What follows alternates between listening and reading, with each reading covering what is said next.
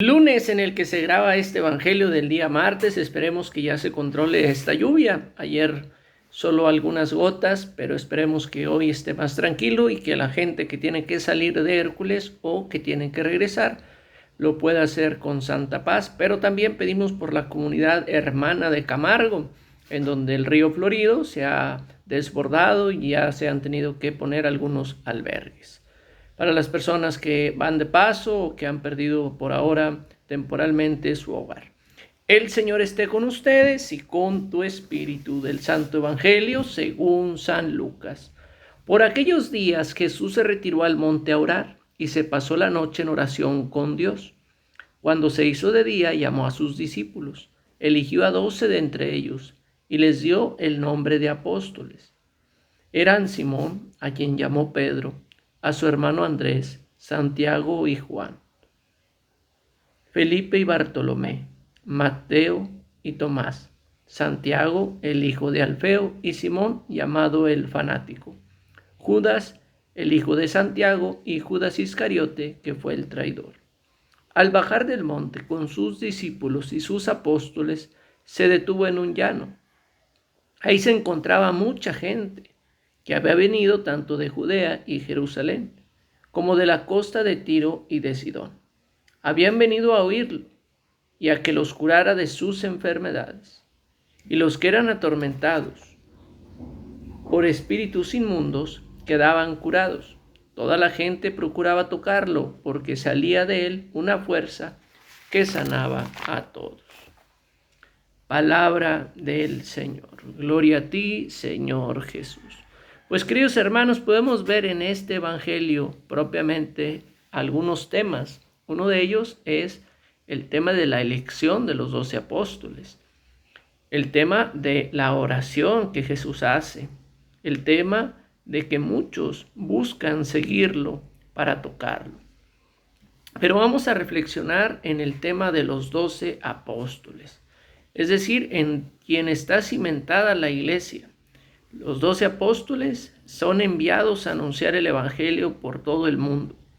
Y también en nuestras comunidades tenemos gente muy valiosa, especialmente en las comunidades jóvenes, parroquias jóvenes, pues está la señora que ayudó a conseguir el terreno, la señora que ha estado desde que se edificó la primera piedra de la capilla, que a lo mejor fue una tapia, pues para poder ir haciendo una casa, iglesia, un templo, estructura, para que se reúna el templo espiritual, que son todos los bautizados. También en nuestra propia vida tenemos gente que ha sido importante en el tema de la fe.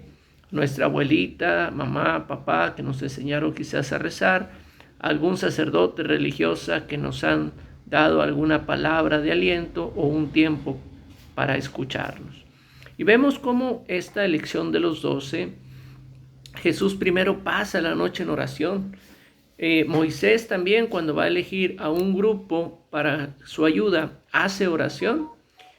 Los jóvenes, no sé, a la hora de elegir un novio, si hacen oración o se rigen más por la emoción o cómo les ha pasado. Por eso Jesús reza para saber a quién escoger y escoge a estos 12.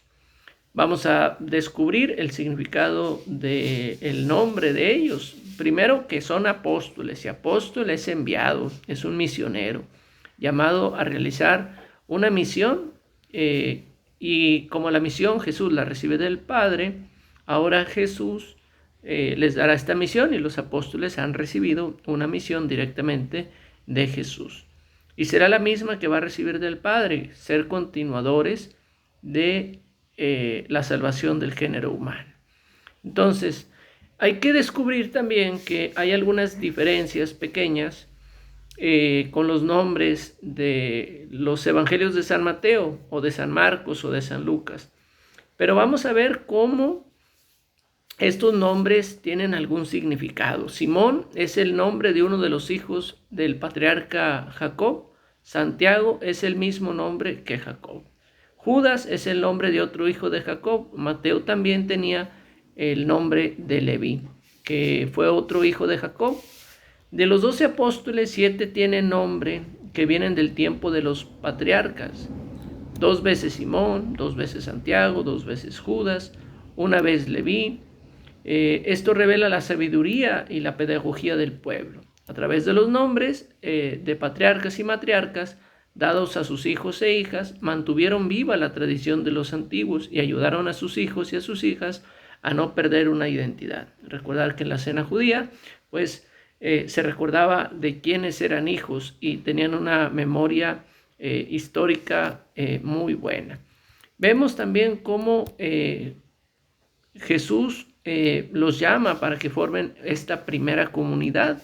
No eligió a hombres famosos, de poder, hombres sencillos, ignorantes, trabajadores, ordinarios, y los llamó para que formara la primera comunidad.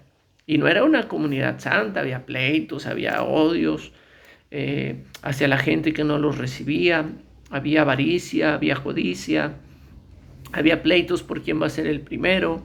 Es decir, no era una comunidad santa ni perfecta, pero que con la compañía del Señor Jesús se tendrán que ir haciendo seres que aceptan un cambio del corazón y que van a decirle al Señor, pues aquí estoy, Señor, para hacer tu voluntad. Y vemos cómo Pedro pues es una persona entusiasta, generosa, pero que a la hora del peligro y de la decisión, su corazón se encoge y se vuelve atrás. También Jesús le llegó a llamar Satanás, ¿verdad? Apártate de mí, Satanás, con ese tipo de actitudes que tenía. Pero Jesús le dio el apellido de piedra, es decir, Pedro. ¿Por qué? Porque se volvió una roca por quien Jesús rezó para su misión. Santiago y Juan pues estaban dispuestos a sufrir con Jesús, pero eran muy violentos. Juan parecía tener cierto celo, quería a Jesús solo para su grupo. Felipe tenía una forma de ser acogedora, poner a los demás en contacto con Jesús, pero no era muy práctico en resolver problemas. A veces era medio inseguro.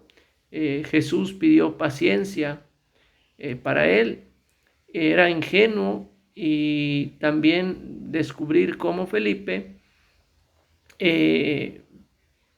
va a llegar a decir, tanto tiempo estoy contigo y todavía no me conoces. Felipe le dice Jesús a Felipe. Andrés, el hermano de Pedro y amigo de Felipe, era más práctico.